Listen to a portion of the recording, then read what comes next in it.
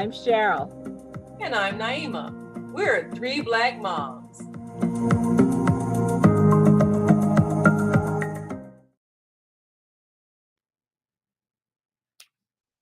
You have a vision of your child wanting to be a doctor, and you would love to have that title behind their name, Doctor so and so. That's your dream. But your child wants to be a dancer. How do you support your child's unconditional aspirations, your unconventional aspirations? How do you redefine success?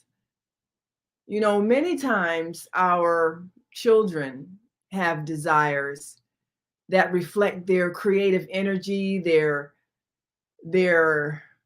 skills, their talents, something that they enjoy doing. But if we listen to what the society says, the society might say, well, that's not going to make any money, or how are you going to get a job doing that? And so sometimes we crush our children's aspirations. We crush their dreams because we don't see the dollar signs connected to their vision of what they want to be. Usually we don't figure out until we're on our way out of here that the point in life is to enjoy life. And they always say no one ever leaves this world on their last breath saying, I wish I had put in more time at the office at a job that I hated. No one says that. They always say, I wish I had done the things I dreamed. I wish I had dared to dream.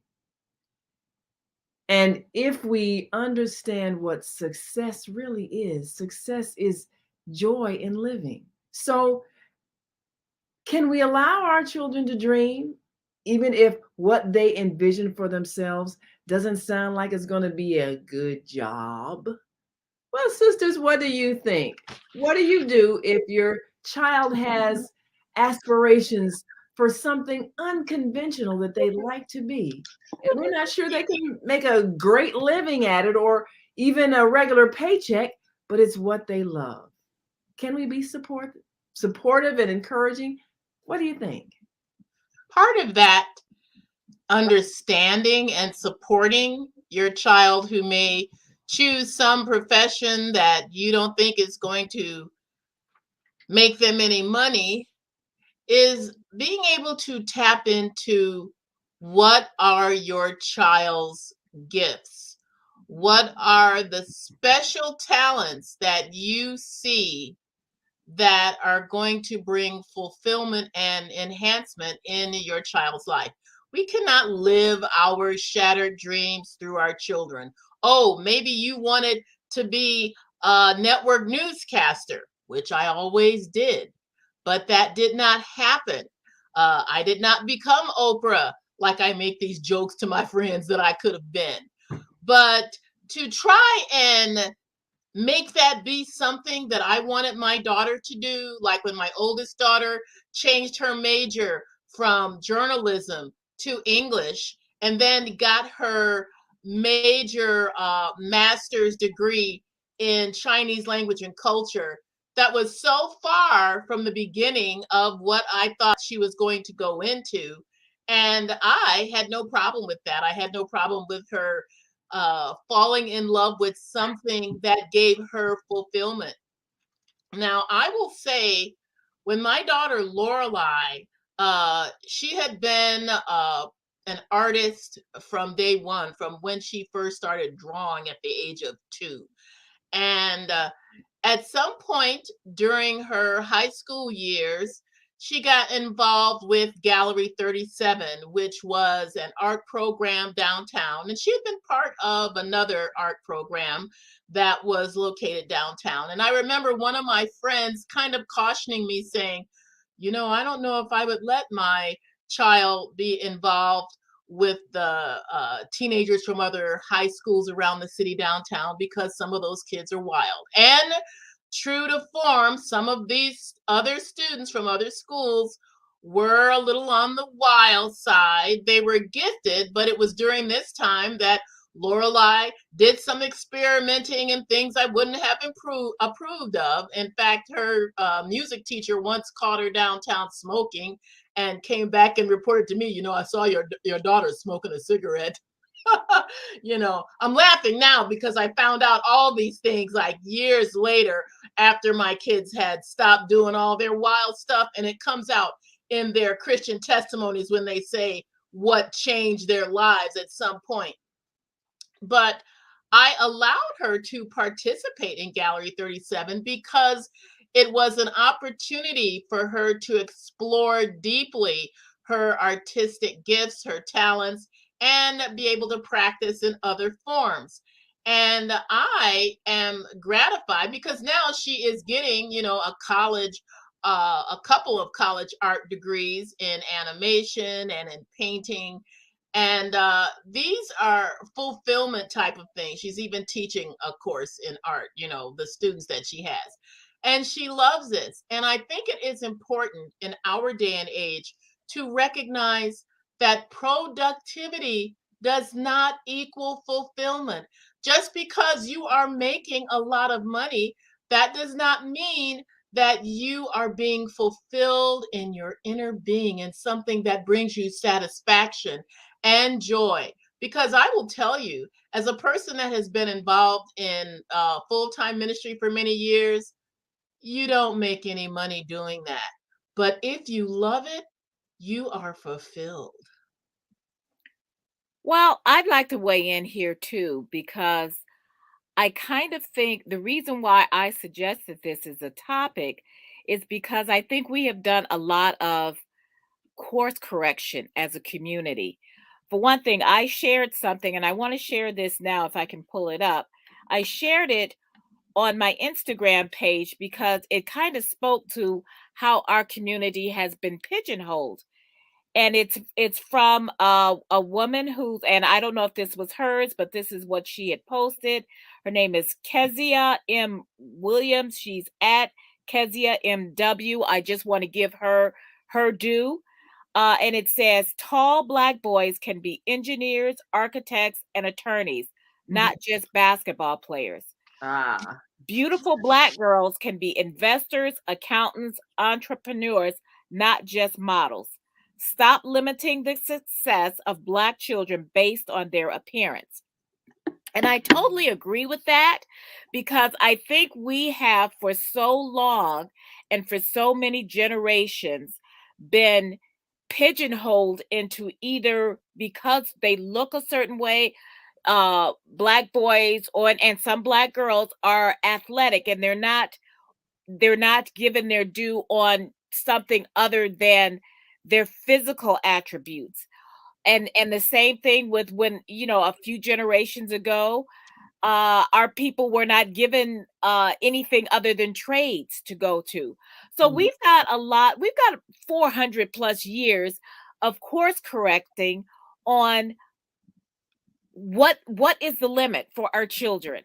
And we've talked about, them studying abroad, but we've also we need to also remember that everybody wants their children to succeed, but we have to decide what it is that we count as success. And I remember years ago I interviewed this actor. His name is Gary Cole, and he's been very successful. And right now he's starring in NCIS. But at the time when I interviewed him, and he's white, and he was the star of a show called Midnight Caller. He was the star. And because he was a Chicago native, I said, "Oh, I really want to do a story on this guy." But even he was saying that his parents said, why don't you get a degree in something else just as a fallback? So, and, that's a parent's thing, is that they don't want you to be disappointed. But the thing is that we also need to understand that some of our children are going to do something like Barbara and her kids that is foreign to us. It's not something that we can do. Sarah decided she wanted to go into public health. She's been a wonderful dancer all her life. She started dancing at the age of 3, and actually she got her first tap shoes. I got her first tap shoes at age 2. But she's, an amazing dancer. And I said, if you want to pursue this, go ahead.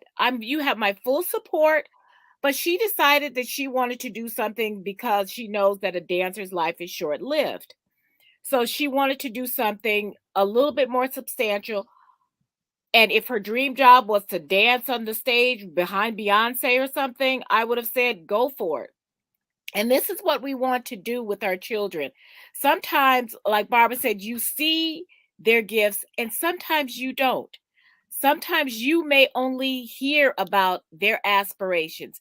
I have friends whose children have been very, very talented in the arts, but they turn around and say, no, if you're going to college on my dime, you're going to study business or something else to make money. So I believe that it's a tricky balancing act to to understand that your children are not you, and that we need to, and as a community, we need to start defining that success isn't just the big house, the nice car, the designer clothes. Not saying that all of us do that, because frankly, I don't care about clothes or any of that stuff or jewelry. And some people do. I just don't. But we need to say, what is it that will make your life a success? If you can pay your bills, you're doing good. But sometimes people have to be starving artists for a while. And, and that's just, I feel like we need to, even though we want our children to build that generational wealth that we haven't been privy to for several generations because of the government policies, we need to stop thinking in terms of money only. Oh, absolutely. I And you know totally. what else? I will even say that my husband, with his dual degrees, he got that business degree because that is a little bit what his father always wanted. But his degree in theology, what was it, Masters of Divinity, that is really what he went for. Okay, so he did the dual degree, so he pleased his father and himself. But I will also speak to the fact that my cousin Paul, who I acquired from marriage to my husband on my husband's side, he Acquired. is a brilliant musician. He has a school of music for children.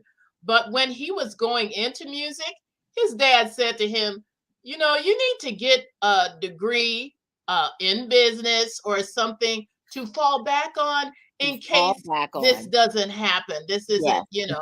So I think my cousin Paul was, rolling his eyes, but he got that other degree not because he felt like he needed to have it to fall back on, because his first love was music and he was going to definitely pursue that.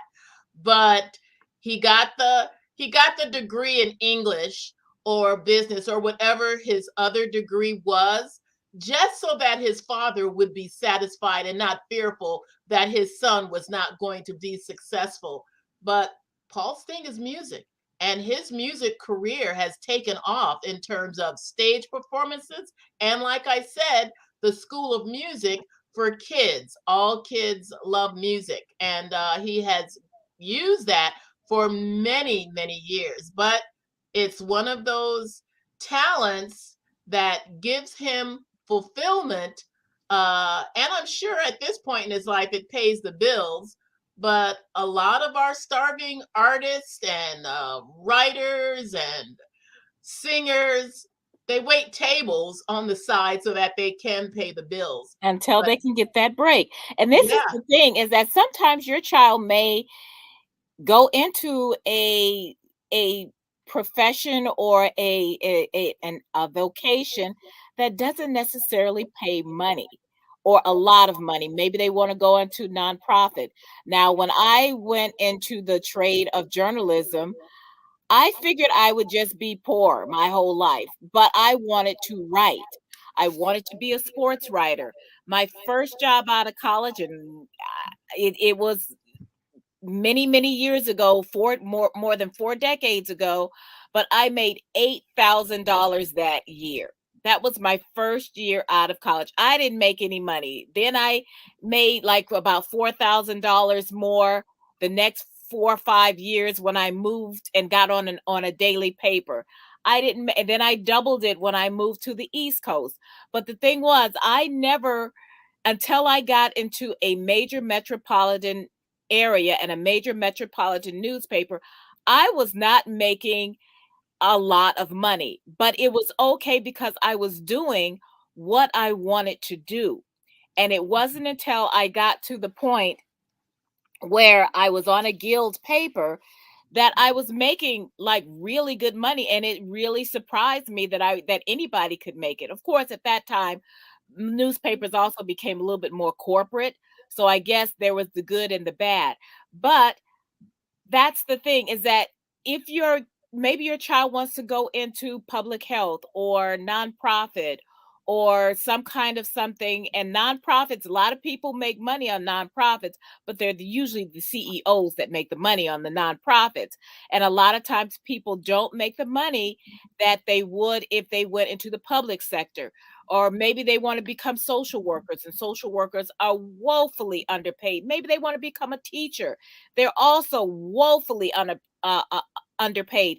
But if that's what their passion is, you can't say to them, no, you need to make money, because there are a lot of people who have plenty of money, but they don't have the fulfillment. If you're working 60, 70 hours a week for billable hours to become an attorney, and you never really wanted to be an attorney, what have you accomplished? If you have stuff, that's what you end up dying with. And And you can't take it with you. and you know what they say, the one who dies with the most toys still dies. That's true. We all go. Well, Yes. the thing about it is that we have allowed ourselves to be sold on the idea that a dollar figure equals happiness, and it doesn't, because you No. can get everything you want in life if you are pursuing what you enjoy in life. I mean, how many pairs of shoes do you need to be able to walk? How Uh, many coats? How Oh many my goodness, designer I bags? am in how the many- middle of reading a book about minimalism, where this guy became a minimalist, and his whole story is incredible. I took this book out of the library just a couple of days ago, and I'm already halfway through it because it's very engaging and you can just get engulfed in it. But he talked about his very rough childhood and how he was determined to buy his way out of misery, became a Mm, CEO at a young age, got to the top of his company, had the fulfillment of the American dream in terms of a huge house in the suburbs with 2 cars and lots of fancy furniture, and realized at this point of so-called quote unquote success, he was completely miserable. mhm. And what made him start to assess his life, a lot of things happened at once. His mother died, his marriage ended, and he Ooh, realized that he was just miserable mm, because he felt that he was surrounded by stuff, but that stuff did not bring him happiness. And yeah. he just started getting rid of stuff. Okay, I'm in the middle of the book, so I haven't gotten to the end. But at the point where I am reading, he is discovering that your life cannot consist of things. That's it. And the name of the book That's, is what is it? Love people, not stuff. yeah. And the opposite is just going to mess you up. The title is something like that. I don't have it through. But But that is the lesson in life, that hopefully you don't have to get to the end of your life before you finally figure it out. If you're with people that you love, if you're doing what you love and you have joy, that is success. Yes. If Yes. there's nothing you can buy that can buy what you don't have. if you don't have love, if you don't And have you can joy. still set up your child for a new a new version of success. If because I wanted to be a sports writer, Daddy would say, "Oh, you need to sit down and watch this game. You need to know this stuff." He was the one See? who That's who who explained Encourage. football. He explained football to me so I would know it. He good. explained things to me.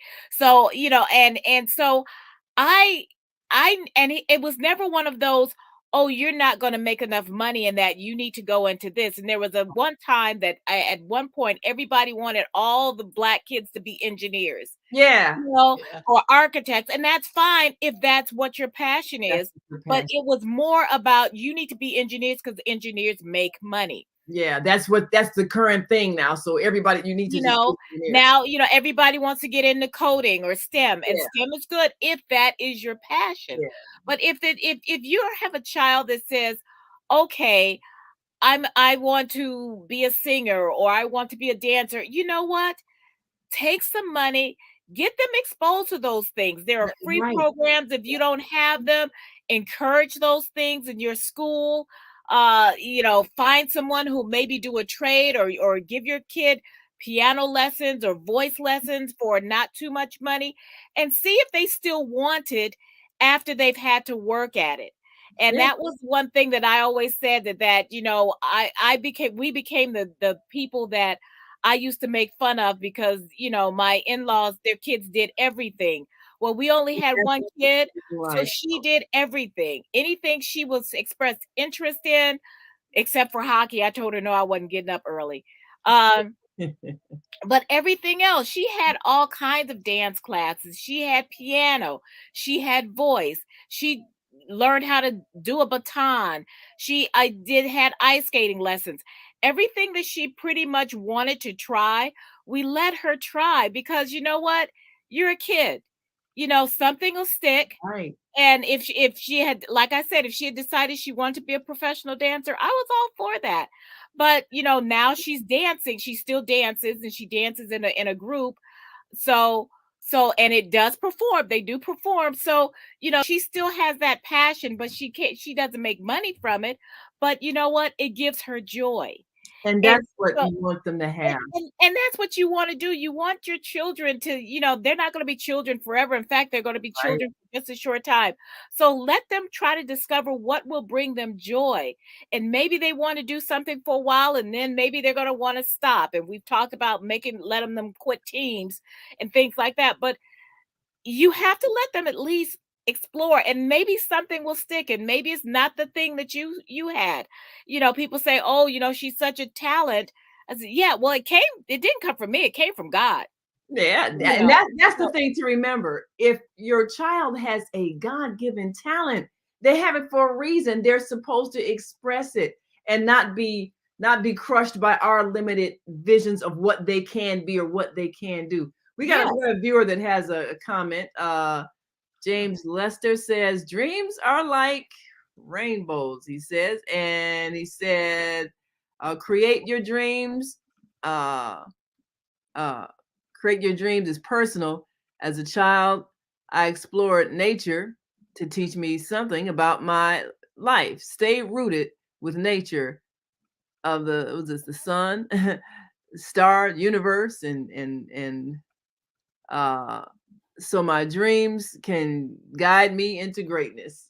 Yeah. So, you I know, don't know if you remember And this we or all not, know what but happens to a dream deferred. it drives it yeah, like a raisin in the sun. yeah. Well, and not only that, I don't know if you remember this, but in Sidney Poitier's movie To Sir with Love, he was looking for an engineering job. Yes. And Oh, I remember yeah. at the end when he got that opportunity to take that engineering job and he decided Yeah. to stay with being a To teacher do because he saw it. the impact he had on those kids.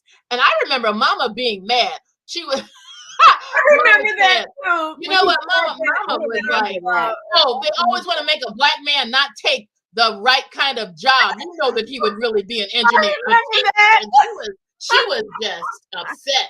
She did not like that ending that he She didn't chose get it. to She be a didn't get teacher it. instead of an Which engineer. means that she missed the entire point. Here's the It point. was about fulfilling But what. her generation, though. Yes, it was her generation. It was about making money. I mean, and it was good for us because we got to college degrees because she had that vision, that our children would, that her children would do something that she could not do. She had run out of money. So she had her vision and started saving money for her children's college before she even met our father. Yeah, So Yeah. that was her vision, but and that was I think they call them the greatest generation, but for us baby boomers and those of us who came after the baby boomers, that we have to understand that it's not all about money. It's all not about all of, me. I mean, everybody wants to pay the bills. Yeah, but Nobody wants a lot of people in our generation, they suffering with depression related illnesses because they spent years in jobs that they hated. So we yes, should learn something from that. You don't spend 40, 50 years doing something that you hate, and then at the end of your life you retire, but you're so sick from being unhappy that you can't even enjoy the last years because you're so sick. So that's not a success in terms of the decision making. And I believe if you're doing what you enjoy, the money will come, because that's just, I mean, there is no lack in the universe. I mean, if you have a talent, a skill, ability, and you approach it with a passion, it's going to pay you. You're going to thrive, because you create the energy of success because you're already successful when you're happy. And so, just like Daddy was saying, okay, you want to write sports, well, learn the sport, learn it, and right, then right. so be good at what you decide you love to do. One thing I try to do with Zakia is not limit her vision of what she wanted. She was interested in modeling, she was interested in, she ended up doing all the things that she wanted to do and getting, just a great career. But the thing is, the door was open, and because first she was gonna go to the America's Top Model thing. I think it was, she had to make a decision because they had picked her. I think her and Lorelai had gone down there to audition, but they had picked her, but she'd have had to, I think, go to Los Angeles, and it was during finals week in college. So she was like, "Oh man, what should I do? Should I go? If I go, I'll blow my final. Uh, and I could make the dean's list, but I don't, but this might be my chance for my career." And I said, you know what? I'm not going to make that decision for you, because I don't want to tell you don't go, and then you spend the rest of your life thinking, oh, I could have gone, I could have made it. And I don't want to tell you to go, because then you might feel like, yeah, but now I'm blowing my last year in college. So she finally ended up not going, and I think that they mentioned, well, there might be a little nudity, but it's all part of the show. And she just kind of thought, I don't want to risk my getting my degree and all of that for something that might follow me in a way that might not be positive. So Yes, she said, yes, I'm going to wait, and I want to model on my terms where I don't right. compromise any standards. And turned out she ended up modeling. She went up going overseas, teaching and modeling, and just doing the whole thing her way. And now got a great career, and all kind of traveling and everything. So she got a degree, made the dean's list, uh, started her career and just everything. And then the first job she got out of college, it wasn't something based on making a lot of money, but it was something that she loved. She was actually she was running a food pantry. Yeah. And she loved that. She loved what she was doing. But it led to other things, and she was fulfilled while she was doing it. And then it just, from there she got the opportunity to go abroad and teach and all the other things. So I never made her feel like, well, how much are you making? Well, what are you doing? Well, what are you going to do with your life? I never made her feel like whatever she was doing wasn't worthwhile, because she always did what she enjoyed and what made her feel fulfilled. And I think that's what makes your child appreciate And whatever here's a dirty little secret. Companies no longer want you there 30, 40 years. they don't. And millennials are kind of getting that. And if there's one thing COVID has taught a lot of people is that, I don't really want to do this for a long time. And it's not just older people who are taking buyouts. It's a lot of younger people right now. For instance, my old industry, the newspaper industry, they're having a hard time finding copy editors because people don't want to do, they realize they've been home for 2 years and they don't want to do this anymore. And they realize that the job is not the fulfilling uh thing that they started out with, and it's all over. You hear about the great resignation, and we're all hearing about the great resignation. It's because people are suddenly realizing there's more to life than sitting in front of a computer or doing this or doing that and just making money. And there's been a lot more mental health issues because of COVID, but there's also been a lot more of mental self-awareness, mental, reassessing what we want to do in this life, because we have seen 860,000 Americans die from this virus. And So what's really so important in what's life? really the most important thing isn't getting back to work at a job that you don't like, maybe around people that you don't like, and Mhm. then just to make money that really nobody's going anywhere, so you can't spend it anyway. So, Yeah, really. so there are a lot of people, and I'm talking about a certain segment Society. of the population, because there are a lot of people who are still struggling. They're still struggling with homelessness. They're still struggling with addictions. They're still struggling with mental health. They're still struggling to pay the bills. And yet there are a lot of people who still can look around and say, yeah, but I think I can do better than this. And Yeah. I say, good for them. You know what? Let's just keep on resigning until people get a living wage. Yep. I agree. I Let's just agree. let's just keep until you can be fulfilled. Instead of people saying, well, you shouldn't, uh get paid $15 for flipping burgers. Well, you don't want to do it. Right. Someone And has your to do it. CEO is making millions. So why Right. can't I don't care what the job is, everybody needs a living wage. And Right. that's the thing. But that not that that signals success, but that signals comfort. Yes. People shouldn't be struggling. I You mean, shouldn't you be should be and you shouldn't able be to struggling do to get to what you want. I mean, if you want to be an actor, you probably are waiting tables. You Yes, probably are doing something like that, and you're going on auditions and you're doing these other things. But part of that is you're making enough so that you can go on those auditions, so right. that you can do those things, so Right. that when you can get the extra work for $200 for that day, you got that. So these are the things, and sometimes part of your dream is the struggling to make it. Yeah. But And just everybody we know that has excelled beyond their wildest imagination. They had those lean years when they lived out of their car or, slept on a friend's Lizzo, couch. you ate know. a lot of beans out of a can, Yeah. Yes, yes, Yeah. ramen noodles. Yeah. yes, Well, yes. So, that's all part so of the success. don't be afraid of the struggle, because the struggle, you're going to struggle one way or the other. If you struggle and you make Character money building. and you hate it, that's a struggle on your mental. If you're struggling, but you're struggling because you're doing something, and you don't feel like you're getting the encouragement, that's a whole different struggle. But at least do something, put yourself and put your kids on the path to do something that they love. They may not love it forever, and it's okay to change their mind too.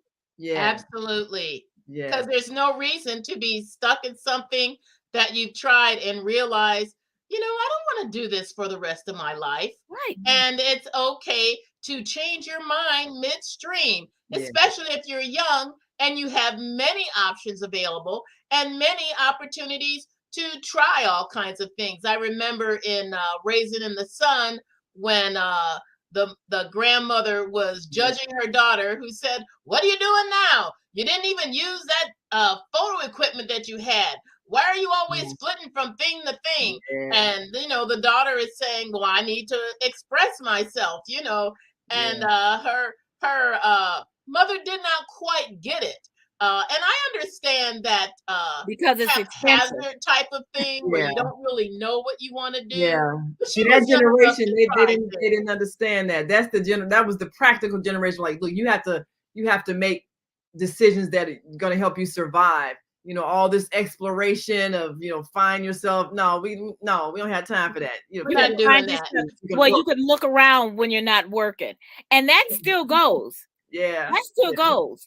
You can still look around and find things that you like to do, Yeah. because the thing is that when somebody, they want to backpack around you across Europe after they've, Yeah. gone through college, and that's great and dandy, but Yeah. you're going to have to work first so that you can pay for that. We're Right. not saying you shouldn't pay for those things. Yeah. Just We're saying that you shouldn't make paying for things the only reason to right. survive. Right. That can't be the only reason why you do something. It's just so that you can get paid. But you do have to have a plan to get paid so you can do the things you need to do or the things you like to do. You work so you work so you can live. You don't live so you can work. Ah, there Yeah. you go. That's it. Yes. You I work have a to friend live, who don't live. lives in Southeast Asia with his wife and their kids, and they live a very simple life, but they are enjoying it and they don't want to come back to the United States. And my friend and her husband, they kind of cannot understand it. They are a little bit upset that this son of theirs and their family are not living the American dream, but they love exactly what they are doing. Yeah, I And the think that's American dream is not an American dream for everybody. Yeah, For right. some people, it's a nightmare. Right. So so unfortunately. so the best dream is when you are fulfilled, you are comfortable, and you're with the people you love. That's success. Yes. Well, it's time for us to go. We've been over a little bit over this time, but that's okay because I think people learn something. And if you have children and they have dreams and they are maybe expressing an idea of something that they want to be that might not be what you had in mind, that's okay. Trust that they know inside what they want to become and give them, what would you say? Give them roots and give them wings. Yeah, give them the tools to at least see if they really love it. Because if they Yeah. love it, they don't mind the struggle. Absolutely. And James says, not the ramen noodles. Yeah, the ramen noodles, Sometimes that's part of what the you got to ramen noodles and the canned tuna. but sometimes those are the best years of your life when you look back on it. After you've made it to the top of your game, you remember those ramen noodle days. Yes, That's yes. that's what makes you appreciate where you finally end up. Well, we've got to go. Remember to subscribe to our YouTube channel, Three Black Moms, and follow us on Facebook, Three Black Moms. Until next time, I'm Naima. And I'm Cheryl. And I'm Barbara. We are Three Black Moms. Thanks for watching. Bye.